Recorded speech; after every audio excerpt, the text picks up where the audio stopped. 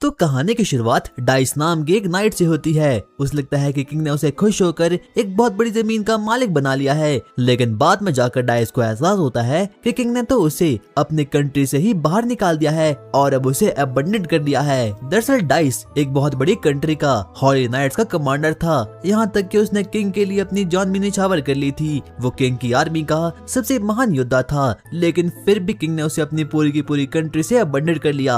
आगे अब हम डाइस को देखते है। अब वो फाइनली एक पूरी की पूरी खाली जगह पर जा चुका था। उसे समझ आता कि आखिरकार उसे यहाँ पर क्या करना चाहिए। वो सोचता है, लगता है सबसे पहले मुझे विलेज को ढूंढना होगा। वो उस पूरी की पूरी जगह को एक्सप्लोर करना शुरू करता है, लेकिन तभी उसे नदी किनारे थोड़ा सा साफ पानी पीने लायक मिल जाता है। सबसे पहले वो पानी पीता है और वापस से अपनी जर्नी को एक्सप्लोर करना शुरू करता है। उसका सिर्फ और सिर्फ एक ही मकसद था कि उसे कैसे भी करके विलेज की तलाश करनी थी। और रात के समय डाइस थक हार कर बेचारा लेट जाता है, यहाँ तक कि वो अपने मन में सिर्फ और सिर्फ एक ही बात सोच रहा था, काश मुझे यहाँ पर कोई विलेज मिल जाए। लेकिन जैसे वो अपनी आंखें खोलता है, वो देखता है कि उसके सामने तो एक अजीब सी लड़की है। यहाँ तक कि वो अपना नाम एलना बताती है। एलना डाइस पर अब काफी ज्यादा गुस्से में आ चुकी थी। वो उससे तरह तरह के क्वेश्चन करना शुरू हो चुकी थी, यहाँ तक कि डाइस को भी समझ आता कि आखिरकार ये लड़की है कौन, ये यहाँ पर क्या कर रही है, तुम कौन हो और तुम यहाँ पर कैसे आए। मेरा नाम डाइस है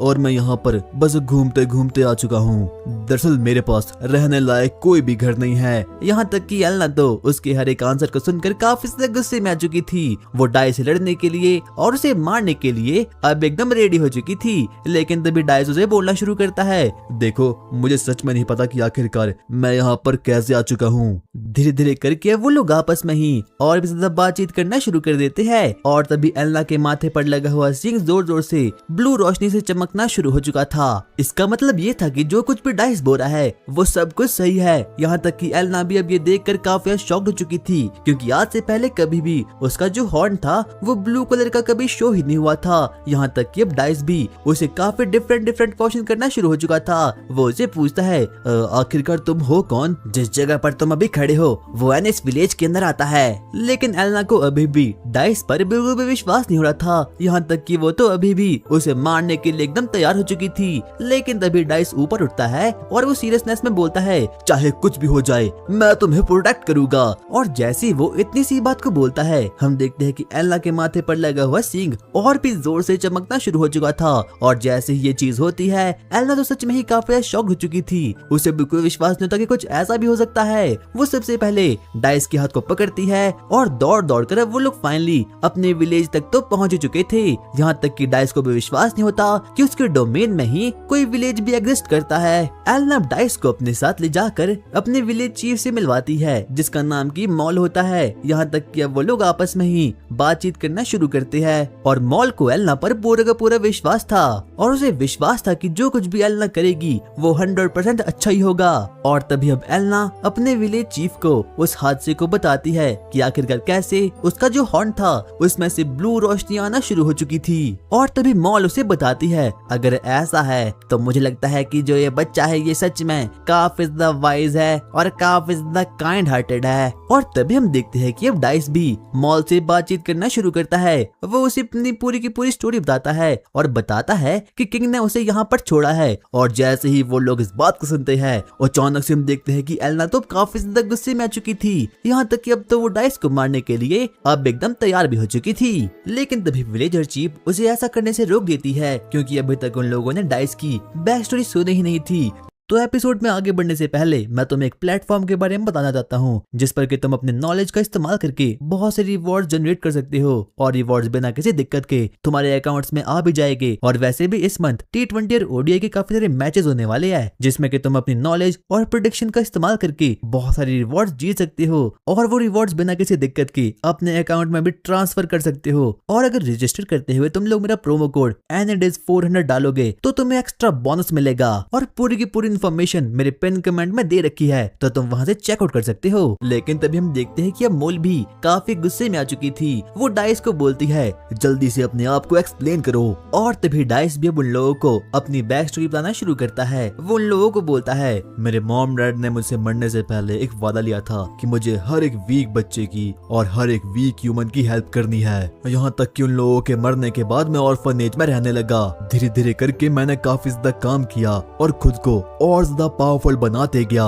मैं बहुत ज्यादा स्ट्रॉन्ग बन चुका था, इसलिए किंग ने मुझे अपना कमांडर बना लिया। और जिस दिन मैंने किंग और उसके पूरे के पूरे किंगडम को उस वॉर को जिता दिया, तब किंग ने मुझे इस पूरे के पूरे डोमेन का मालिक बना दिया। मोल को लगता है कि जो कुछ भी डाइस बोल रहा है वो सच में है, काफी अच्छा बोल रहा है और इस बात में कोई भी झूठ नहीं है, क्योंकि उसकी बातों को सुनकर उसका हॉर्न एकदम ब्लू कलर में कन्वर्ट हो चुका था। लेकिन तभी मॉल भी अब उसे बताती है कि किंग ने उनकी ट्राइब वाले लोगों को भी 50 साल पहले अपने किंगडम से बाहर कर दिया था और तब से ही वो लोग अपनी हक की जमीन के लिए लड़ रहे हैं। और अब वो सभी के सभी लोग डाइस के साथ सच में ही काफी ज्यादा फ्रेंडली हो चुके थे। और यहाँ तक कि अब वो लोग डाइस को अपनी पूरी की पूरी मैजिकल एलिमेंट्स की कहानी बताना शुरू करती है। मोल उसे बताती है कि हमारे ट्राइब में अगर किसी का भी हॉर्न कलरलेस रहा, इसका मतलब कुछ भी नहीं होता, और गलती से भी किसी का भी हॉर्न रेड हो गया तो इसका मतलब है कि सामने वाले का उनके प्रति इविल इंटेंशंस है। और अगर कभी भी उनका हॉर्न ब्लू कलर में कन्वर्ट हुआ तो इसका मतलब ये होता है कि सामने वाला फ्रेंडली है। लेकिन डाइस को इस चीज का बिल्कुल विश्वास नहीं होता कि आखिरकार सामने वाली ट्राइब इतने सालों से छिप छिपाकर कैसे रह रही है। लेकिन तभी हम देखते हैं कि मोल डाइस को अपनी सीक्रेट आइडेंटिटी और अपनी सीक्रेट मैजिशियन वहाँ पर दिखा देती है। वो बोलती है हमारे ट्राइब के लोग कभी भी और कैसे भी इनविजिबल हो सकते हैं। और अब इतना कहने के बाद अब मोल डाइस को बोलती है तुम चाहो तो हमारे डोमेन में रह सकते हो, लेकिन हमारी ट्राइब का कोई भी इंसान तुम्हारी बातों को नहीं मानेगा। और अब एलना भी उसके साथ निकल जाती है ताकि डाइस पूरे के पूरे विलेज में अपनी एक नई लाइफ को बिगिन कर सके। आगे हम देखते हैं कि वो सभी के सभी लोग एक खाली जगह तक तो पहुंच चुके थे, जहां पर कि उनकी ट्राइब के लोग मिल बांटकर डाइस के पूरे वुडन घर को बनाकर तैयार कर देते हैं। और वो घर भी काफी ज्यादा लाइट वेट था, और ऐसा है इसीलिए क्योंकि कभी भी किंग की आर्मी यहाँ पर अटैक कर सकती है और इस चीज को इनविजिबल करना बहुत ज्यादा इजी होता है। आगे हम अब डाइस और एलना को देखते हैं जो कि आपस में बातचीत करना शुरू करते हैं, जहाँ पर कि एलना उसे अब इस विलेज के बारे में डिफरेंट चीजें बताना शुरू करती है। वो उसे बताती है कि उसकी विलेज के लोग उसे फूड और लाइफ स्टॉक देकर चले जाएंगे। और तभी हम देखते हैं कि एलना अब डाइस को बताना शुरू करती है कि अगर तुम यहाँ पर रह रहे हो तो इसके लिए तुम्हें जॉब भी करनी होगी। इसके बदले में सबसे पहले वो उसे कुछ एनिमल ट्रैप फूड को दे देती है, जिसकी वजह से कोई भी वाइल्ड मॉन्स्टर उसके ट्रैप में फंस जाएगा। यहाँ तक कि इस बात को सुनकर तो डाइस काफी ज्यादा खुश हो चुका था, क्योंकि अब उसे फाइनली एक ऐसी जॉब मिल चुकी थी जिसमें कि दिमाग की नहीं बल्कि स्ट्रेंथ की आवश्यकता होती है। अब इतना कहने के बाद अब डाइस फाइनली आगे बढ़ना शुरू करता है और सबसे पहले वो एलना के दिए गए फूड को वहाँ पर फेंक कर रख देता है, जिससे कि उसकी ओर पूरे के पूरे वाइल्ड मॉन्स्टर अब वहाँ पर आना शुरू हो चुके थे। यहाँ तक कि डाइस को समझ आता कि आखिरकार उसके साथ ही क्या हो रहा है। लेकिन डाइस की स्ट्रेंथ सच में ही काफी ज्यादा खतरनाक थी, इसीलिए वो बारी बारी करके हर एक वाइल्ड बोर मॉन्स्टर को वहाँ पर खत्म कर देता है। यहाँ तक कि वो तो तकरीबन 100 से ज्यादा मॉन्स्टर को खत्म कर देता है, क्योंकि एलना ने उसे पहले बता रखा था कि जितना ज्यादा वो हंट करेगा उतना ही ज्यादा उसे पैसा मिलेगा। डाइस को बाद में जाकर एहसास होता है कि उन्हें इनकी बॉडी को वापस विलेज भी ले जाना होगा। जब डाइस वापस से अपने विलेज में आ रहा था तो वो काफी ज्यादा दुखी था, क्योंकि वो सिर्फ और सिर्फ विलेज की ओर एक ही वाइल्ड मॉन्स्टर को लेकर आया था, क्योंकि उसके पास कोई भी वैगन नहीं थी। एलना उसके पास आती है और ये देखकर काफी शॉक्ड हो चुकी थी कि उसने एक वाइल्ड मॉन्स्टर को वहाँ पर खत्म कर दिया है। लेकिन तभी वो डाइस से बोलती है आखिरकार तुम दुखी क्यों हो। डाइस उसे बताता है कि उसने लगभग 12 से भी ज्यादा वाइल्ड मॉन्स्टर का शिकार किया था, लेकिन उसके पास कोई भी वैगन नहीं थी, इसलिए ना चाहते हुए भी उसे उन बाकी लोगों की बॉडी को वहीं पर छोड़कर आना पड़ा। यहाँ तक कि एलना तो उसकी इस स्ट्रेंथ को देखकर सच में ही काफी ज्यादा इम्प्रेस हो चुकी थी। वो जल्दी से बाकी गाँव वालों के साथ उन लोगों की बॉडी को कलेक्ट करने के लिए वहाँ पर निकल जाती है। लेकिन तभी हम मॉल को देखते हैं। वो डाइस को बोलती है लगता लगता है एलना तुमसे काफी ज्यादा इम्प्रेस है। वैसे तुम उसे शादी कब कर रहे हो, और अगर तुम्हें उसे शादी करनी है तो उसके लिए तुम्हें और भी ज्यादा स्ट्रेंथ चाहिए होगी। लेकिन डाइस साफ सीधा बोल देता है कि उसका ऐसा कोई भी इंटेंशन नहीं था। अगली सुबह जब डाइस उठता है तो अचानक से वो अपने सामने एलना को दिखता है, और एलना तो उसे देखकर काफी ज्यादा खुश हो चुकी थी, और सबसे पहले एलना उसे खाने के लिए कुछ दे देती है। और यहाँ तक कि वो तो डाइस के बड़ी स्पॉट के बारे में सोच कर ब्लश कर रही थी। लेकिन तभी वो टॉपिक को चेंज करती है और डाइस से हंटिंग के बारे में कुछ टिप्स ट्रिक्स लेना शुरू कर देती है, और वो उसे बताती है कि इस ग्रासलैंड में एक बहुत ही खतरनाक सा मॉन्स्टर भी है जिसका नाम की अर्थ ड्रैगन है। यहाँ तक कि डाइस को तो बिल्कुल विश्वास नहीं होता कि इस ग्रासलैंड में कोई मॉन्स्टर भी एग्जिस्ट कर सकता है। लेकिन तभी एलना उसे बताती है मैं भी आपके साथ आऊंगी, क्योंकि मेरे पास जो हॉर्न है इससे मैं किसी भी मॉन्स्टर की लोकेशन का पता लगा सकती हूँ। लेकिन डाइस उसे ऐसा करने से साफ साफ मना कर देता है। और अगली सुबह जब डाइस अपने एनिमल्स की थोड़ी बहुत साफ सफाई कर रहा था, तभी कुछ विलेजर्स वहाँ पर आ चुके थे और डाइस को डिफरेंट चीजें देना शुरू कर देते हैं। डाइस को एहसास होता है कि इस विलेज के लोग तो सच में ही काफी अच्छे हैं, क्योंकि वो उसकी रिस्पेक्ट करते हैं। लेकिन तभी दौड़ते दौड़ते अब एलना भी वहाँ पर आ चुकी थी। डाइस को एहसास होता है कि इस बार इसने अपने फेस पर कुछ मेकअप होता है। यहाँ तक कि बाकी के सभी विलेजर तो इस चीज को देखकर काफी ज्यादा जेलस फील करते हैं, और वो दोनों ही साथ मिलकर हंटिंग पर निकल जाते हैं। वो आगे बढ़ना शुरू करते हैं, और आखिर में जाकर वो फाइनली एक केव तक तो पहुंच चुके थे, जहाँ पर कि सबसे पहले एलना अपनी हॉर्न की हेल्प से एक मंत्र को चैंट करती है, और अचानक से उसके सामने एक ब्लू ऑरा समन हो चुका था। और इसका मतलब ये था कि उनके आसपास ही एक बहुत बड़ा ड्रैगन है। हम देखते हैं कि डाइस उसे मारने के लिए अब एकदम रेडी हो चुका था, लेकिन एलना उसे ऐसा करने से साफ साफ मना कर देती है, क्योंकि उसे पता था कि जो अर्थ ड्रैगन होता है वो एक एस रैंक का मॉन्स्टर होता है। यहाँ तक कि इसमें इतनी पावर होती है कि पूरे के पूरे ट्रूप्स को एक ही ब्लो में खत्म कर सकता है। लेकिन डाइस सबसे पहले उसकी पीठ पर जंप करता है और एक के बाद एक करके उसकी शेल पर मारना शुरू करता है। लेकिन तभी हम देखते हैं कि वो अर्थ ड्रैगन तो वापस से अपनी शेल में जा चुका था, और तभी एलना उसे ऐसा करने से मना कर देती है। वो उसे वापस से रिट्रीट होने के लिए बोलती है, क्योंकि अर्थ ड्रैगन काफी ज्यादा खतरनाक होता है, और उसे पूरा का पूरा विश्वास था कि डाइस कभी भी उसे हरा नहीं सकता। लेकिन तभी हम डाइस को देखते हैं और वो तो बिना रुके उस अर्थ ड्रैगन की शेल पर वार करना शुरू करता है। लेकिन तभी अचानक से उसका वेपन ब्रेक हो चुका था। हमें पता चलता है कि इसका वेपन कोई नॉर्मल वेपन नहीं है, बल्कि ये तो काफी ज्यादा खतरनाक वेपन है। यहाँ तक कि इस वेपन में एक पावर है और एक खुद को ही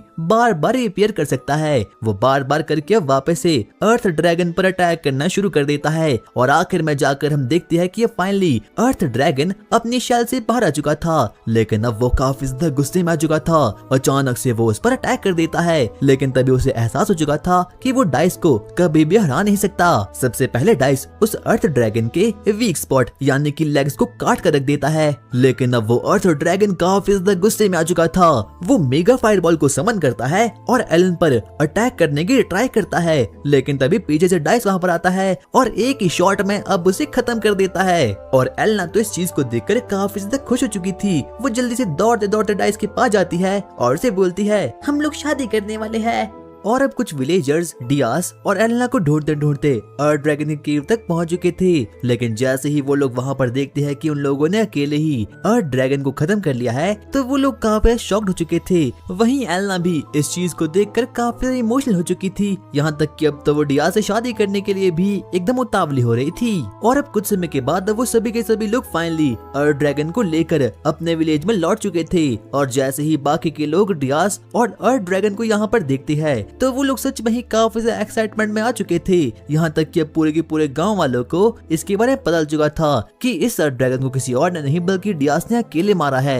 लेकिन तभी हम देखते हैं कि अब डियास के पीछे से अब वहाँ पर मॉल भी अब वहाँ पर आ चुकी थी। सबसे पहले वो डियास की काफी ज्यादा तारीफ करती है, यहाँ तक कि उसे भी विश्वास नहीं होता कि डियास अकेले ही इतने बड़े एस रैंक के मॉन्स्टर को खत्म कर सकता है। और तभी डियास उसे बोलता है क्या बदले में मुझे इस अर्थ ड्रैगन के कुछ रिसोर्सेज मिल सकते हैं। सबसे पहले मॉल उसकी काफी ज्यादा तारीफ करती है, यहाँ तक कि वो उसे बोलती है कि पूरा का पूरा अर्थ ड्रैगन ही डियास का है, यहाँ तक कि वो उससे कुछ भी ले सकता है। वो उसे बताती है कि इस पूरे के पूरे वर्ल्ड में अर्थ ड्रैगन काफी ज्यादा वैल्यूएबल होता है, यहाँ तक कि उसका सिर्फ और सिर्फ एक क्लॉ ही काफी महंगा बिकता है। यहाँ तक कि डियास को तो इसके बारे में कुछ भी पता नहीं था। वो उसे बोलती है अगर हो सके तो तुम ही इसकी बुचरिंग कर लेना, और अगर उसने ऐसा किया तो डियास को काफी कुछ नई नई चीजें मिल जाएगी, जिसकी वजह से कि वो अपने पूरे के पूरे वर्ल्ड को काफी ज्यादा एनहांस कर सकता है, यहाँ तक कि डेवलप भी कर सकता है। मोल उसे बोलती है कि आज रात उसकी शादी होने वाली है, इसीलिए उसे अपनी वेडिंग गिफ्ट के तौर पर उस अर्थ ड्रैगन का क्लॉ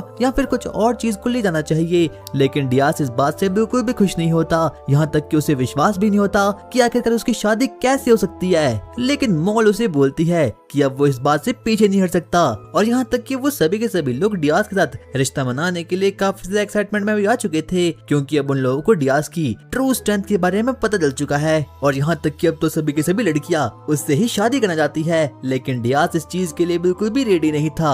आगे हम देखते हैं कि मोल उसे बताती है तुम्हें एल्ना के पेरेंट्स के लिए कुछ गिफ्ट को ले जाना चाहिए। लेकिन डियास को समझ आता कि आखिरकार उसे आगे क्या करना चाहिए। जाते जाते भी मोल उसे एंगेजमेंट के हर एक रिचुअल को बता देती है। लेकिन तभी डियास कुछ विलेजर से पूछता है क्या तुम लोगों को पता है कि आखिरकार एल्ना कितने साल की है? और वो लोग उसे बताती है कि एल्ना तो सिर्फ और सिर्फ अभी 15 साल की है। और तब जाकर डियास और ज्यादा शॉक्ड हो चुका था, क्योंकि खुद तो डियास पूरे के पूरे 35 साल का है, यानी कि वो उसका हस्बैंड बनने के लिए नहीं बल्कि उसका फादर बनने के लिए एलिजिबल है। लेकिन तभी पीछे से एल्ना भी खुद वहाँ पर आ चुकी थी, और वो तो उन लोगों की एंगेजमेंट के लिए सच में ही काफी ज्यादा एक्साइटमेंट में आ चुकी थी। सबसे पहले वो डियास से पूछती है मुझे आपके लिए क्या बनाना चाहिए। आगे हम देखते हैं कि फाइनली डियास और एल्ना की एंगेजमेंट हो रही है, और यहाँ तक कि सभी के सभी लोग अब डियास से काफी ज्यादा इम्प्रेस हो चुके थे। यहाँ तक कि उसे एक नया टाइटल भी मिल चुका था, और वो था मिस्टर ड्रैगन स्लेयर का।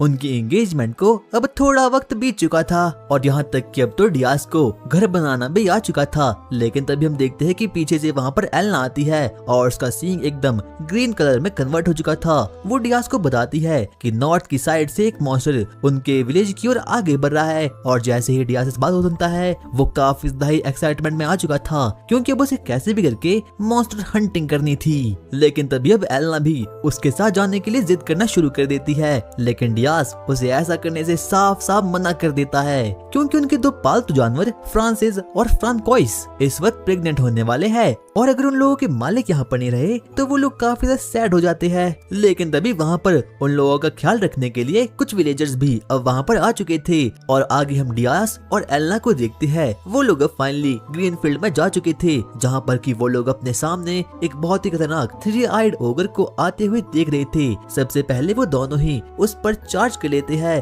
अचानक से हम देखते हैं कि सबसे पहले एल्ना उस पर अपना एरो मारती है, और जैसे ही डियास उस पर अटैक करने के लिए आगे बढ़ता है, वो तो बड़ी ही फास्ट वे में उससे डॉज करना शुरू कर देता है। लेकिन आखिर में जाकर फाइनली एल्ना उसे ट्रैप कर देती है, और डियास एक फाइनल ब्लो से अब उसे खत्म कर देता है। लेकिन ब्लू ओगर का ब्लड काफी ज्यादा स्मेली होता है, इसलिए ना चाहते हुए भी डियास को नहाना पड़ता है। अगली सुबह डियास अपने मन में आराम से सोच रहा था कि आखिरकार उसे आगे क्या करना चाहिए, और आखिरकार वो कैसे इस वर्ल्ड में डेवलपमेंट कर सकता है। लेकिन तभी पीछे से एल्ना दौड़ते दौड़ते वहाँ पर आती है, और वो बोलती है हम प्रेग्नेंट हो चुकी है। और यहाँ तक कि डियास भी इस बात को लेकर काफी ज्यादा खुश हो चुका था। लेकिन बाद में जाकर पता चलता है कि वो लोग अपने बारे में नहीं बल्कि अपने एनिमल्स के बारे में बोल रहे थे। एल्ना डियास को बताती है कि इस समय में वो एनिमल चाहते हैं कि उन लोगों का सबसे पावरफुल मास्टर यानी कि डियास उन लोगों के हमेशा साथ रहे, और अगर उसने ऐसा नहीं किया तो वो लोग काफी ज्यादा सैड हो जाएंगे। लेकिन डियास को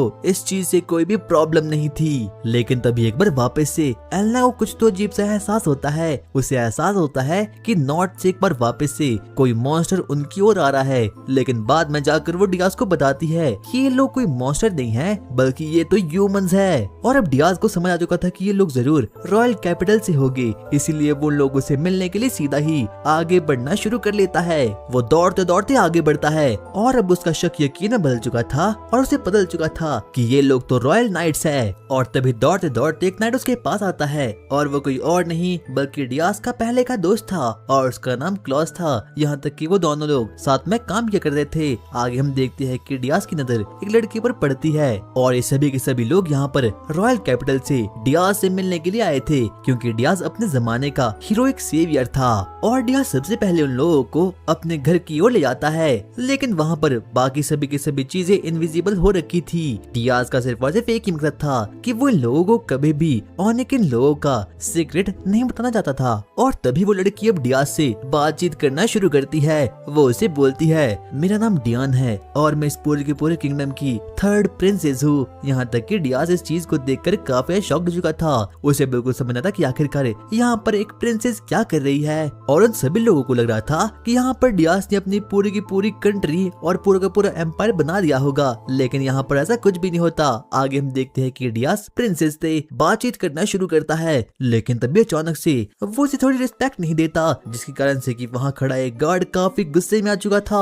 वो डियास को धमकाता है और बोलता है तुम्हारी हिम्मत कैसी हुई प्रिंसेस से ऐसी बात करने की। और अब डियास प्रिंसेस से पूछता है आखिरकार आप लोग यहाँ पर क्यों आए हो। प्रिंसेस इस बात को देखकर काफी शॉक थी, क्योंकि यहाँ ना तो कोई सर्वेंट था और ना ही तो यहाँ पर कोई फैसिलिटीज थी। इसीलिए वो डियास से पूछती है आखिरकार आपके सर्वेंट कहाँ हैं और आखिरकार आपका क्राफ्ट्समैन कहाँ है। और डियास उन लोगों को बताता है कि यहाँ पर ऐसा कुछ भी नहीं है, और किंग ने जब उसे अपनी कंट्री से दूर फेंका था तो उसे उसने कुछ भी दिया नहीं था, और यहाँ तक कि उसे तो उसने एक फूटी कौड़ी तक नहीं दी थी। और इस बात सुनकर ही उसे काफी ज्यादा गुस्सा आ चुका था। लेकिन तभी हम देखते हैं कि प्रिंसेस अपनी बात सुनाना शुरू करती है। वो उसे बोलती है हीरोइक डियाज, मैं आपके पास इसीलिए आई हूँ क्योंकि हमारा कैपिटल पर वापस से वॉर में फंस चुका है, इसलिए हमें आपकी जरूरत है और बदले में मैं आपसे शादी करने के लिए एकदम तैयार हूँ। डियाज को बिल्कुल समझ आता कि आखिरकार ये लड़की क्या बोल रही है, यहाँ तक कि उसे तो बिल्कुल विश्वास नहीं होता कि आखिरकार ये क्या बोलना चाहती है। वो अपने मन में सोचता है आखिरकार ये सोच भी कह सकती है कि मैं अपने प्यारे प्यारे जानवरों को यहीं पर छोड़कर जाऊंगा। और डियाज को ये जिंदगी अब काफी पसंद आने लगी थी। वो उसे बोलता है जैसा कि आप देख सकते हो मेरे पास कोई भी सोल्जर्स नहीं है, और यहाँ तक कि मेरे पास तो काम करने के लिए एक भी आदमी नहीं है, और मैं आपके इस ऑफर को रिजेक्ट करता हूँ। और जैसे ही वो ऐसा बोलता है सभी के सभी लोग काफी ज्यादा गुस्से में आ चुके थे। यहाँ तक कि एक नाइट तो अब उसे खत्म करने के लिए आगे बढ़ता है। वो उस पर अपनी स्वॉर्ड से अटैक करने वाला था, लेकिन तभी हम देखते हैं कि डियास उस पर अपनी 1% पावर का यूज करके उसकी स्वॉर्ड को ही तोड़ देता है। क्लॉस जल्दी से उस नाइट के पास जाता है और वो उसे शांत करता है। हमारी भलाई इसी में होगी कि हम लोग यहाँ से निकल जाए। और डियास के गुस्से को देखकर तो वो सभी के सभी लोग काफी ज्यादा ही गुस्से में आ चुके थे। यहाँ तक कि प्रिंसेस अब सच में ही काफी ज्यादा सीरियस मूड में आ चुकी थी। और अब इतना कहने के बाद अब वो लोग वहाँ से निकल जाते हैं। और तभी डियास के पीछे से अब वहाँ पर एल्ना भी वहाँ पर आ चुकी थी। वो उसे बताती है मुझे उन सभी में से काफी बुरा ऑरा महसूस हो रहा था, सिवाय एक सोल्जर में से, क्योंकि उसमें से मुझे ब्लू ऑरा महसूस हो रहा था। और अब कुछ समय बीत जाने के बाद फाइनली डियाज थोड़ी बहुत डेवलपमेंट तो कर ही देता है, लेकिन अभी भी उसके विलेज में कोई भी सब्जेक्ट आता ही नहीं। और तभी अचानक से एल्ना उसे बताती है मुझे नॉर्थ में से वापस से एक ह्यूमन का ऑरा महसूस हो रहा है। और अब डियाज भी चेकिंग के लिए वहाँ पर निकल जाता है, लेकिन तभी हम देखते हैं कि डियाज के साथ अब वहाँ पर उसकी 2 एनिमल्स भी अब उसी के साथ पीछे पीछे भागना शुरू करते हैं। लेकिन तभी वो लोग वहाँ पर इनविजिबल हो चुके थे। डियास आगे बढ़ता है और तभी वो देखता है कि वो ह्यूमन कोई और नहीं बल्कि उसका ही दोस्त क्लॉस है। और अब क्लॉस भागते भागते जल्दी से उसके पास आता है। वो उसे बोलता है डियास मैंने नौकरी छोड़ दी, मुझे माफ करना, कहीं ये मेरी वजह से इतने हुआ। अरे नहीं नहीं, उस जॉब को करने का मेरा वैसे ही मन नहीं था। और अब क्लॉस थोड़ा बहुत सीरियस हो चुका था। वो डियास को बोलता है डियास प्लीज मुझे आपके साथ काम करना है। डियास अब थोड़ा बहुत सोच में पड़ चुका था। क्लॉस उसका बचपन का दोस्त था, लेकिन फिर भी ऑनिकिन का सिगरेट और भी बहुत चीजें उसके दिमाग में ही घूम रही थी। उसे बिल्कुल समझ आता कि आखिरकार उसे क्लॉस को एक्सेप्ट करना चाहिए या फिर नहीं। लेकिन तभी पीछे से एल्ना वहाँ पर वापस से विजिबल हो चुकी थी और वो डियास को बोलती है मुझे इसमें से ब्लू ऑरा महसूस हो रहा है और तुम इसे एक्सेप्ट कर सकते हो। लेकिन जैसे ही क्लॉस एल्ना और बाकी लोगों को देखता है वो काफी शॉक्ड हो चुका था। उसे बिल्कुल समझ आता कि आखिरकार ये लोग वहाँ पर क्या कर रहे थे।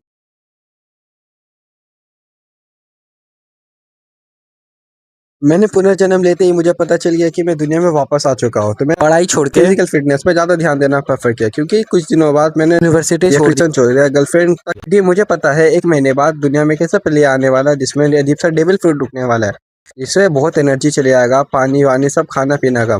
जिसके पास ज्यादा पावरफुल फ्रूट वो दुनिया पे राज करेगा। बट मैं अगला बार बहुत कमजोर डेविल फ्रूट का वजह से मर जाता हूँ। कोई एक बंदा मुझे फेंक दिया, पूरा ज़ॉम्बीज़ होड़ में खा लेता है। तो मैं इस दुनिया में इस बार जन्म में मैं सोचा हूँ कि 1 महीना तो बाकी है मेरे पास, मैं फिजिकल फिटनेस पर ध्यान दूंगा और मैं ज़्यादा से ज़्यादा डेविल फ्रूट जमा करूंगा। तो एक जगह मुझे पता है कि यहाँ पर डेविल फ्रूट आने वाला है, ये फ्रूट मार्केट है। बट तो मैं हमेशा डेली बेसिस पे जाता हूँ उसके दुकान पे, आराम से बात करता हूँ, ऐसे पूछते रहता हूँ कि क्या हाल चाल है। बट इसे बताता नहीं कि कोई डेविल फ्रूट चाहिए मुझे। मैं डेली चेक करने जाता हूँ, हर दिन का बात है। लोग मुझसे ज़्यादा अच्छा बातचीत भी हो जाता है, इस वजह से कभी रोकता नहीं है। बट मुझे एक दिन अचानक डेविल फ्रूट का बीच में एक अजीब सा सींग दिखता है, तभी मैं समझ जाता हूँ कि उसके अंदर शायद डेविल फ्रूट हो सकता है। तो मैं जब हटा के देखता हूँ तो वो रियली डेविल फ्रूट होता है। तो मैंने और भी इसका साथ साथ डेविल फ्रूट भी उठा लिया, साथ इसका साथ साथ और भी फ्रूट उठा लिया, क्योंकि इससे शक ना होना चाहिए कि इसके अंदर डेविल फ्रूट है, क्योंकि डेविल फ्रूट का कीमत अभी कम है, बट अब अभी इन लोगों को पता चल जाता तो शायद इससे ज़्यादा ले सकता था। तो मैंने चुपचाप आगे बढ़ गया। फिर मुझे एक ई दिखा जो पुनर्जन्म में इसके पास एक गोल्डन ड्रैगन फ्रूट था, जो वो अगले जन्म में बहुत पावरफुल था, वो अभी वहीं के अंदर जाता। अगले बार ये फ्रूट उसको मिलने वाला था। तो मैं भी घर में आ जाता हूँ, हर एक फ्रूट को अपने टेबल पे रखता हूँ और सोचता हूँ सीधा खा लूँ। और जैसे खाता हूँ इतना गंदा स्वाद की जैसे नाली या कोई उल्टी खा रहा हूँ मैं वापस। तो मैं मेरा मुंह से निकलने मतलब निकल जा रहा था, मैं कैसे भी करके निकल लेता हूँ। मेरा मुंह और हाल पूरा बॉडी का हाल ख़राब होने लगता है, मेरा बॉडी झंझनाने लगता है, बॉडी में अजीब सा क्रैक आने लगता है, फिर मुंह लाल हो जाता है। बट मैं कैसे चाप चुप के डंडी तक क्या पूरा पत्ता सब कुछ खा जाता हूँ। बट 1 महीने बाद, 1 महीने से लगभग 28 दिन हो चुका है, तो मैं ऑनलाइन पे एक वीडियो देखता हूँ जिसका एक बंदे को मिलता है कि डेविल फ्रूट है उसके हाथ में। ये बंदा बहुत बड़ा चढ़ा के बोल रहा होता है कि डेविल फ्रूट का नाम ये है, ये बहुत ज़्यादा रेयर फ्रूट है, मार्केट में आपको नहीं मिलेगा। बस सच्चाई कीमत मुझे पता है, क्योंकि मैं अगले जन्म से आया हूँ ना। तो इसका कीमत है लगभग कुछ 15 से 16 हज़ार रुपये, बट ये ले रहा है 2 लाख रुपये। बट ये तो इम्पॉसिबल है, तो मुझे सब सच्चाई पता है। तो मैं सोचता हूँ कि अभी तो मार्केट वैल्यू भी गिरा हुआ, तो मुझे तो लगता है ले लेना चाहिए। और रियल रख लूँगा तो मैं अपने फैमिली को दे सकूँगा, ऐसे मेरी बहन, मम्मी या पापा को। क्योंकि 1 महीने बाद ये टेबल फ्रूट और ये सब का खाने पीने का कीमत इतना बढ़ेगा कि आपने सोचा भी नहीं होगा, क्योंकि पहले में खाना पीना और मेन रिसोर्सेस होता है, इस सब का कीमत बहुत बढ़ जाता है, पैसे ऐसे कीमत नहीं होता। फिर मैं वो बंदा से चैटिंग करने लगता हूँ कि कितना में बेचेगा तू। वो बोलता है कि मैं ये सीधा 1.5 लाख रुपया। बट मैं बोलता हूँ कि मुझे पता है कि ये नकली फ्रूट है तेरे पास। बोलता है कि नहीं, मेरे पास ओरिजिनल फ्रूट है। बोलता है कि अच्छा, बस मैं तुझे 1,000 रुपया ही दे पाऊंगा। बोलते हैं क्या बात कर रहे हैं, 1,000 रुपये में तो नहीं होता है। मैं बोलता हूँ कि लेना है तो ले, नहीं तो कोई बात नहीं है, मेरे पास और भी कस्टमर्स है। तो बोलता है कि ठीक है, मैं डन करता हूँ। वो भी सोचता है कि 1,000 रुपये में तो अच्छा खासा इंजॉय हो ही जाएगा, क्योंकि लड़का जवान है, स्कूल स्कूल जाता है। तो लड़का भी बोलता है ठीक है, डन। वो मुझे बोलता है कि तू मुझे पैसा भेज दो ऑनलाइन, मैं तुझसे सामान दे दूंगा। मैं बोलता हूँ कि क्या भरोसा कि तू मेरा सामान चाप नहीं लेगा। तो बोलता है कि क्या तू मुझसे खरीदा तो कुछ तो भरोसा होगा। बोलता है नहीं, क्योंकि देखो मैं अगले बार भी ठग चुका हूँ, इस बार मैं नहीं ठगने वाला। तो मैं बोलता हूँ कि मैं तेरे घर आ रहा हूँ अभी, और मैं तुझे पैसा दूंगा तेरे इलाका में आके, और तू मुझे डेविल फ्रूट देगा, क्योंकि तेरे इलाका में कुछ ना कुछ तो कांटेक्ट होगा। बोलता है ठीक है, फिर आ जाओ। तो फिर मैं चले आता हूँ सामने, और मैं बोलता हूँ कि ले मैं आ गया। तो 1,000 रुपया मैं ऑनलाइन देने वाला हूँ। पहले मुझे फ्रूट दिखाने बोलता हूँ, कि वो लड़का बोलता है कि पहले तू पैसा दिखा। मैं बोलता है अरे मार दूंगा ऑनलाइन। तो बोलता है ठीक है।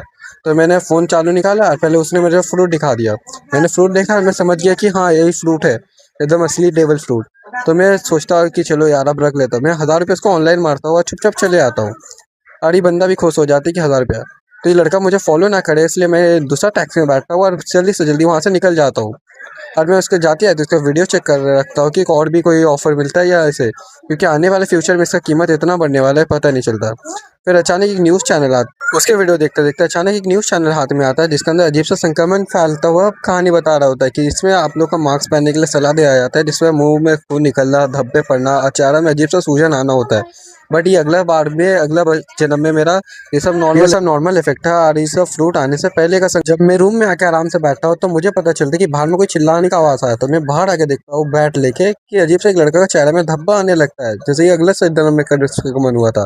तो देखता मैं कुछ काला तरीका से फैल रहा है, और अचानक सब आदमी जो गिर गया था नीचे, लोग खड़ा होने लगता है, लोग को आंखों से खून निकलने लगता है, और ये लोग ज़ॉम्बी जैसा वीएफ करने लगता है, उसका उंगली का नाखून बड़ा हो जाता है, लोग सिर्फ इंसानों की तरफ दौड़ के भागने होता है।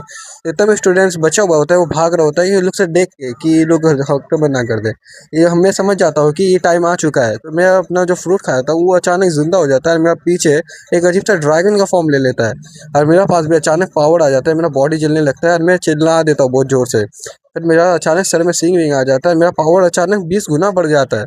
इस वजह से सब आदमी मुझसे राक्षस समझ के देख रहा होता है, बट अब सब पीछे हटने लगता है। बट मैं सोचता हूँ कि सबको इस बार बचा लूँगा। तो इस बार मैं अपना पावर को फुल और अपडेट करता हूँ, क्योंकि ये मुझे पता नहीं कि मेरा बॉडी कैसा है। तो मैं टच करके देखता हूँ, एकदम रियल ड्रैगन आर्मर है। फिर मैं समझ जाता हूँ सब आदमी लोग। फिर पास में एक ज़ॉम्बी अटैक करता है, मैं मार देता हूँ लोग को ईजीली। फिर मैं सबसे पावरफुल ज़ॉम्बीज़ को एक ही आंख में सिर्फ हल्का सा अटैक में जला देता हूँ, जो अगली बार मुझे ईजिली मार दिया था। फिर मैं समझ जाता हूँ कि सही में पावर अपग्रेड हो चुका है मेरा। अब इस बार नहीं हारूंगा। जब मैं इतना ही पावर यूज करता हूँ मेरा बॉडी थकने लगता है, क्योंकि मुझे पता चलता है कि पाई फ्रूट स्ट्रेंथ को लेकर करता है। मतलब कि मेरा जो पहले फिजिकल फिटनेस कर रहा था इसी दिन के लिए कर रहा था, और मैं दूसरा डीमन रेस से भी नहीं हूँ जिसका वजह से मेरा स्टेमिना अनलिमिटेड हो, तो मैं ह्यूमन रेस से आता हूँ। तब मैं सोचता हूँ कि पावर जो है अभी उसके लिए मैंने मैंने पहले से तैयारी करके रखा था। मेरे हाथ में जो बैट है वो एकदम स्टील का बना हुआ है, असली क्वालिटी मतलब असली पैसे का, जो मैं 2 मिलियन दे के बनाया था, मतलब यूएस में ही बनाया था। तो अभी मेरा पास वाला आ गया बैट। ये ड्रैगन फ्रूट का वजह से उसके अंदर बिजली जाता है, साथ साथ ही मेरे पास 3 तरह का पावर है, बिजली, हवा और बहुत सारा अजीब तत्व, पता नहीं क्या होता है वो। तो अचानक मैं रस कर देता हूँ zombies के ऊपर, क्योंकि मैं लेट करता तो स्टूडेंट्स मारा जाता, तो मुझे जल्दी से जल्दी बचाना होता है। सब स्टूडेंट्स मेरा पीछे पीछे भाग के बचने रखता है। फिर मैं सबको zombie को मार मार के गेट का तरफ लेके जाता हूँ। zombie का संख्या हर टाइम बढ़ते रहता है, तो मैं सबको मारते मारते एक दो zombie छूट गया था मेरा पीछे। जब मैं स्टूडेंट्स को निकाल रहा होता हूँ तो मुझे याद आता है कि मेरे घर में तो बहन और माँ भी हो गया, और उसको वहाँ पर भी तो zombie आ गया होगा। तो मैं सोचता हूँ कि स्टूडेंट्स को छोड़ के मैं दौड़ के भाग जाऊँ और बचा लूँ फैमिली को। फिर मैं जब आगे बढ़ता हूँ और जब zombie लोग को मारने लगता हूँ तो मुझे लगता है कि पहले मुझे इन लोग को बचाना चाहिए, कि ये लोग छोटा बच्चा है, देश का फ्यूचर हो सकता है। तो इसलिए मैं सबको जल्दी से जल्दी रास्ता से खाली करने लगता हूँ, जल्दी से जल्दी मार के, क्योंकि मुझे लेवल 3 का हाकी कंप्लीट करना था। 100 ज़ॉम्बी को मारने से एक डिवाइन पावर आता है, जिसका वजह से ना आपका लेवल बढ़ जाता है और आप उड़ने लगते हो। और मैं अभी बहुत कमज़ोर स्टेमिना वाला हूँ, इसलिए मैं बैट का इस्तेमाल करके जल्दी से जल्दी मार रहा हूँ। और ये इसका जो मैजिकल पावर्स है इसका वजह से मेरा पावर और बढ़ चुका है, जल्दी जल्दी ख़त्म हो रहा होता है, एकदम पूरा ड्रैगन गॉड का तरह। सब स्टूडेंट्स को कैसे भी करके गेट से बाहर निकाला, और मुझे लगा कि मेरे पूरा जगह कभी क्या करना चाहिए, कि मेरे फैमिली के पास जाना चाहिए या ग्राउंड को खाली करना चाहिए। तो मैं आखिर फैसला करता हूँ कि ये लोग देख लेगा, क्योंकि पास में आर्मी भी पास में था। तो मैं दौड़ के घर का तरफ जाने लगता हूँ। फिर मैं पूरा शहर का हाल देखता हूँ कि हाल में क्या खराब हो गया था। तो एक मास्टर आया था और बोलता है कि यहाँ पर एक यंग एनर्जी बहुत ज़्यादा है, तो अभी हम लोग को यून एनर्जी भी चाहिए। तो यहाँ पे एक स्कूल खोलते हैं जहाँ पे स्टूडेंट्स आएगा, और उसका वजह से पूरा एनर्जी डबल रहेगा। बट वो सब एनर्जी अचानक बाहर आने लगता है, स्केलेटन के अंदर सब एनर्जी स्टोर हो जाता है। तो इसलिए अभी बाहर आके सब स्टूडेंट्स को अटैक कर रहा होता है। मैं सोचता हूँ कि अभी लोगों को छोड़ के घर चले आओ, बट मैं सोचता हूँ कि नहीं, मैं एक ड्रैगन गॉड हूँ, तो मेरा फर्ज बनता है कि लोगों को बचाओ। तो इसलिए मैं सब स्टूडेंट्स को बोलता हूँ सब मेरे पीछे आओ, बोल के मैं गेट का तरफ भागने लगता हूँ। जितना होता है उतना zombies को मारते हुए जाता हूँ, क्योंकि मेरे लिए हर एक स्टूडेंट का कीमत है, बट मैं फैमिली से ज़्यादा नहीं। तो मैं जब जैसे गेट का बाहर पहुँचता हूँ तो अचानक पूरा दुनिया जम जाता है। मैं खुद हिल नहीं पाता हूँ, मैं बहुत कोशिश करता हूँ हाथ हिलाने को, भी नहीं हिल पाता, पूरा दुनिया 10 मिनट के लिए फ्रीज हो जाता है। फिर मेरे दिमाग के अंदर अजीब सा आवाज़ आने लगता है।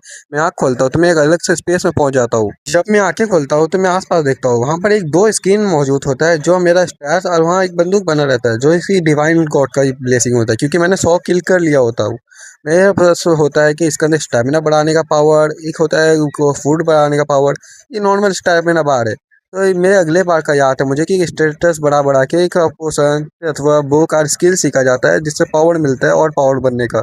अचानक वो लाइट बोलने लगता है और बोलता है कि आपने पहला 10 मिनट में 100 ज़ॉम्बी का किल करके सबसे पहला आदमी बन गया जो 100 किल किया है। तो इसके लिए आपको डिवाइन गॉड का ब्लेसिंग मिलता है, और साथ साथ आपको एक स्पेशल मेरिट पॉइंट। मेरे पास 3 रास्ते थे कि मैं एक फ्रूट उठा लूँ जिसपे मैं एक और फ्रूट खा पाऊँगा, और मुझे मेरा बॉडी फटेगा भी नहीं, और मेरा ये फ्रूट का वजह से मैं पानी में भी तैर पाऊँगा, साथ-साथ मैं नॉर्मली ऑक्सीजन भी ले पाऊँगा।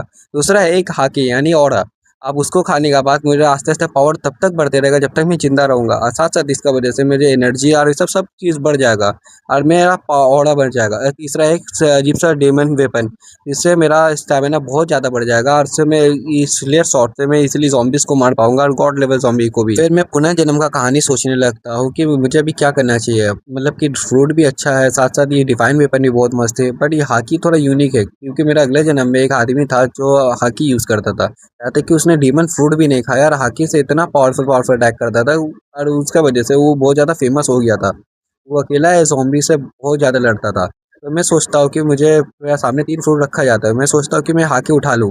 तो मैं बहुत सोचता हूँ, उसके बाद मैं हाकी उठा लेता हूँ। मुझसे वो डिवाइन आवाज़ बोलता है कि तुम्हारे पास तो 2 ऑप्शंस और है, तो तुम ये हाकी क्यों ले रहे हो? तो मैं बोलता हूँ कि मुझे हाकी चाहिए। तो उसी टाइम मेरा हाकी अंदर अचानक आ जाता है, एंट्री मारता है, मेरा बॉडी जलने लगता है, और मुझे अजीब सा पावर फील आने लगता है, कि मतलब कि अजीब सा ऑरा आता है। मैंने पावर से बहुत सारा मीट खरीदा और मैं अपना बॉडी में संभाल लिया, क्योंकि मुझे बॉडी में स्टैमिना की ज़रूरत था। और ये एक पैनल नहीं, इसका अलावा इसका पास बहुत अजीब-अजीब सा काम है, जैसे कि कॉन्टैक्ट कर सकता है दूसरा कोई फ्रूट यूज़र के पास। अगले बार जब दुनिया ख़त्म हो गया था, जब फ़ोन का टावर और सब डिस्ट्रॉय हो गया था, तो इससे ही कम्युनिकेशन बनाया जाता था। इसका वजह से हम लोग का इंसानियत ज़्यादातर ज़िंदा था। आज सब इसमें चैटिंग, मैसेज और कॉल भी कर सकते हैं। अभी तक 2 दिन भी नहीं हुआ, ये लोग से स्क्रीन को भी चलाना सीख जाता है, चैनल्स बन जाते हैं, सब लाइव चैटिंग शुरू कर देता है। इस टाइम में क्या करना चाहिए?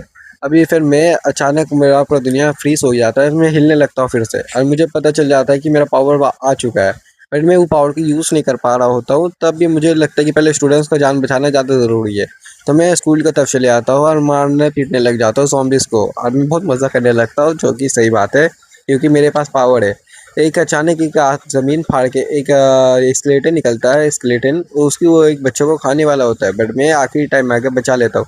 और मैं जानता हूँ कि 2 दिन बाद इससे ही पावरफुल होने वाला था।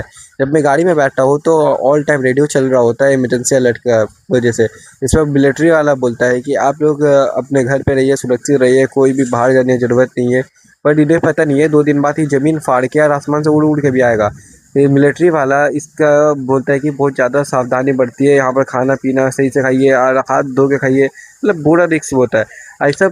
ये फैलता इसलिए है कि कमज़ोरों को ऊपर, जैसे ये जिसका फिजिकल फिटनेस एकदम जीरो में होगा उसको पहले वायरस पकड़ता है। ओल्ड एज होम और जैसे हॉस्पिटल में जो आदमी लोग सबसे ज़्यादा बीमार था, तो लोग को डायरेक्ट वायरस हो जाएगा, और ये हवा में फैलने वाला वायरस है।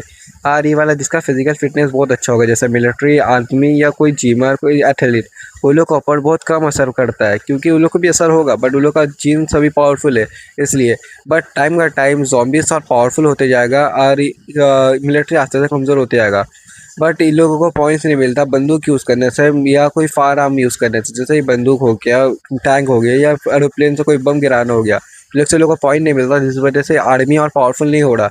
मतलब कि zombies पावरफुल होते जा रहा है, आर्मी पावरफुल नहीं हो रहा, तो इसका वजह से कभी ना कभी ह्यूमंस हार ही जाएगा। एक सर्वाइवल गेम जैसा बन गया कि जो सबसे पावरफुल रहेगा वही ताकतवर बनेगा। सबको खुद को योद्धा को जगाना पड़ेगा जो उसके अंदर छिपा हुआ था। तो इसलिए सब आदमी खुद के हाथों में चाकू, तलवार, बैट जो मिलता है वो उठाता है और एक योद्धा बन जाता है। जो मिलता है उसका जान बचाने के लिए कुछ भी सही करता है। बट हमारा हीरो को दिखाया जाता है कि वो गाड़ी पे अपना फैमिली की तरफ निकल जाता है, क्योंकि उसे भी पता है कि कितना भी डेंजर हो मुझे मेरा फैमिली के पास जाना पड़ेगा क्योंकि उससे खतरा हो सकता है।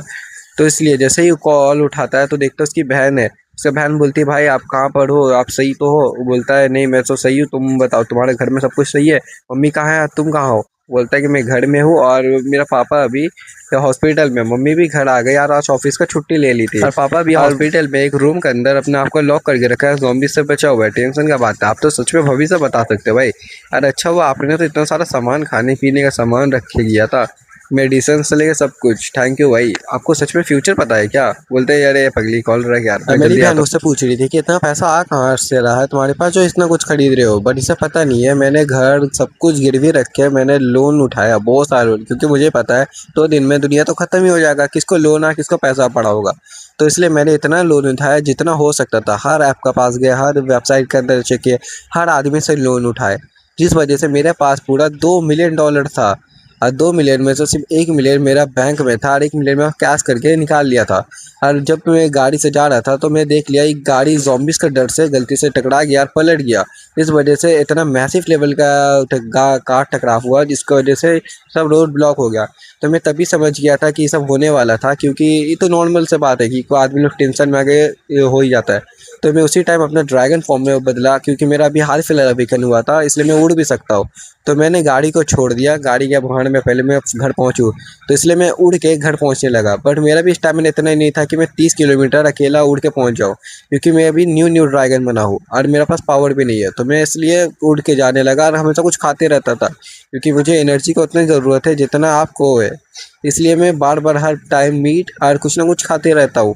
इसलिए मैं उड़ते उड़ते मुझे एनर्जी इतना स्पीड में लो हो रहा है जिससे मेरा पावर अचानक ख़त्म हो जाता है, मैं नीचे गिर जाता हूँ। मुझे उसी टाइम पता चल जाता है कि पावर बहुत ज़्यादा डेंजर हो सकता है। इसीलिए मैं ऑनलाइन वेबसाइट से जल्दी सा मैं मीट मंगा लेता हूँ 5 टो। 2 टो मैंने बैकपैक के अंदर रख लिया, 3 टो मैंने साइड वाला पॉकेट के अंदर रख लिया, और 1 टो जो बचा था उसने मैंने निकाल के खा लिया, क्योंकि मुझे एनर्जी का उतना ज़रूरत है जितना आपको चाहिए होगा इस टाइम। इसलिए मैं एक ब्रिज के ऊपर बैठ गया जाके कि मैं सोच रहा हूँ कि मैं अभी उड़ के जाना सही नहीं होगा, क्योंकि मेरा स्टेमिना आस्ते से कमज़ोर हो रहा है, मैं सर दर्द कर रहा और उल्टी उल्टी और घूमना, मतलब सर घूम रहा है। इसलिए मुझे उड़ना सही नहीं लग रहा। तो मेरा पास जो मैप था मैंने बैग से निकाला और मैंने चेक किया कि कहाँ पास में हाईवे है। फिर मैंने देखा कि पास ही में ज़्यादा दूर नहीं है, तो मैंने ड्रैगन बन गया और फुल स्पीड में जितना ताकत हो सकता उतना टाँग लगा के उड़ने लगा, क्योंकि मुझे ही पता है टाइम लिमिट और एनर्जी खत्म हुआ तो मैं आसमान से नीचे गिर जाऊंगा। और सब ये हैरान जब मैं ड्रैगन बन के आसमान में उड़ रहा था तो जितना आदमी नीचे में गाड़ी चला रहा था सब मेरा वीडियो बनाने लगता है और सब पोस्ट कर देता हूँ जो न्यू वाला पावर आया है उसके अंदर। और सब जो ग्रुप बना था वो लोग चैटिंग करने लगता है कि एक ड्रैगन फ्रूट वाला यूज़र मिला है और जो इसके पास एज़ुअर ड्रैगन फ्रूट है। ये लोग बात करते हैं कि हाँ ये फ्रूट का बारे में मैंने भी सुना है, बोलते हैं अच्छा ये तो डिवाइन लेवल पावर्ड वाला फ्रूट है। तो एक पीला वाला बोलता है कि मेरे पास भी एक टाइम पे थंडर फ्रूट था, मैंने बट नकली समझ के एक बंदे को बेच दिया था। क्यों बेचा? वो वही लड़का है जो वो फ्रूट बेचा था। जो असली कीमत पता चला उसका मन कर रहा है वो खुद को सुसाइड कर ले, फांसी लगा ले। सीन सेव करते हैं अपने हीरो के ऊपर। हीरो जो है हम लोग को उड़ के जा ही रहा होता है तब वो एक एसयूवी के ऊपर नजर टिकाता है कि हाँ मुझे तो ये अच्छा लग रहा है, ये पे लूट लूँ क्या। तब उसका अचानक नजर जाता है एक पेड़ के ऊपर जिसके अंदर अजीब सा पिंक कलर का रोशनी निकल रहा था। तो ये सोचता है कि ऐसे कैसा हो रहा है। जब ये सोचता है ऐसा कैसा हो रहा है तब उसे याद आता है कि जो पेड़ में उगने वाला फ्रूट है वो बीट फ्रूट भी होता है, क्योंकि बीट फ्रूट और जितना भी रीजन है और जितना भी है उस सब में डिमोनिक फ्रूट होता है, डीमंस होता है, एलियंस होता है और एंजल्स होता है। इस वजह से वो लोग एक फिजिकल फॉर्म में लेने वाला है, एक फ्रूट का फॉर्म में। जैसे कि आपको टाइगर फ्रूट देखने मिलेगा, एपिक फ्रूट देखने मिलेगा, बहुत ज़्यादा रेयर फ्रूट देखने मिथिकल फ्रूट भी। बट सब पेड़ में उगने वाला फ्रूट, इसमें कुछ खटिया फ्रूट्स भी होता है। इससे आप मॉन्स्टर या कुछ और बन जाओगे, मुर्गी उड़गी। बट मेरा जब 10,000 पॉइंट या 1,000 पॉइंट हो जाएगा तो मैं एक नॉर्मल फ्रूट को भी मिथिकल फ्रूट में बदल सकूंगा और पहचान पाऊंगा कि फ्रूट क्या क्या कर पाएगा। ऐसे कि कोई खा के मॉन्स्टर या एलियन ना बन जाए, क्योंकि ये लोग से कोई पावरफुल पावर नहीं मिलने वाला। अरे एक फ्रूट खा लेते हो तो दूसरा फ्रूट नहीं खा सकते हो। तब मैं जब इसका मेरा ध्यान भटकता है कि एक अचानक एक ट्रक एक्सीडेंट हो जाता है और उसके अंदर से 3 मॉन्स्टर निकल जाता है। 3 ज़ॉम्बी जल्दी से ट्रक से बाहर निकलता है और आसपास के गाड़ियों में हमला करने लगता है, जिस वजह से टकराव होने लगता है और एक्सीडेंट्स होने लगता है। तो ड्राइवर का सीन दिखाया जाता है जिसका पीछे ज़ॉम्बी पड़ जाता है और इस ज़ॉम्बी से पीछे छुड़वाने के चक्कर में डायना बायना गाड़ी घुमाने लगता है, जैसे एक्सीडेंट हो जाता है। और इसका वजह से एक चेन रिएक्शन क्रिएट होता है, एक पीछे वाला टकरा जितना भी गाड़ी आ रहा है सब मैसिवली एक्सीडेंट हो जाता है। बट मैं हूँ एक पावरफुल ड्रैगन, तो मैं एक ट्रक को उठाता हूँ जिसका वजह से एक्सीडेंट हुआ और उसको सीधा कर देता हूँ अपने पावर की मदद से। तो उसके बाद मैं बैठता हूँ ट्रक पे और ट्रक खुद से ड्राइव करने लगता हूँ, क्योंकि मुझे ही पता है कि मैं कितना लड़ूंगा। इसलिए मैं जल्दी से जल्दी ट्रक से बैठ के निकलने लगता हूँ। जितना गाड़ी वाला है सब मेरा पीछे आने लगता है, बट मैं सोचता हूँ कि कोई बात नहीं, आ रहा है नहीं तो जब तक मेरा बीच में रुकावट नहीं पैदा करता तब तक ये लोग भी सेफ है। तो मैं चुपचाप आगे बढ़ने लगता हूँ, बीच बीच में रुकता हूँ, ज़ॉम्बीज़ को मारता हूँ, उसके बाद फिर मैं ट्रक बैठ के आगे बढ़ने लगता हूँ। फिर एक अमीर आदमी आता है, मोटा आदमी मेरे पास आके बोलने लगता है कि मुझे आप प्रोटेक्शन दीजिए, इसका बदले में अनथीन दौलत दूंगा आपको। बट मुझे ही पता है कि अभी पैसे का कीमत कुछ नहीं है। तो मैंने उसके पहले आके बोला कि तुम एक कदम भी आगे बढ़ाया तो तुम सीधा मरोगे। वो मेरा ऑरा और मेरा पावर देखे वो मेरा घुटना में झुक जाता है, क्योंकि मेरा अभी बॉडी से हाकी मतलब कि गॉडली पावर रिलीज हो रहा होता है। सब आदमी मेरा ये फॉर्म देख के डर जा रहा। मेरा गॉडली ऑरा की वजह से सब आदमी लोग फ्रीज हो जाता है, बट बहुत का डर से कुछ भी करा सकता है। तो एक लड़की अचानक मेरे तरफ आ रही होती है। मैं सोचता हूँ कि गाड़ी का दरवाज़ा खोल कर निकल जाओ, फिर सोचता हूँ कि कुछ सेकंड बात सुन ही लेता हूँ क्या बोल रही हो।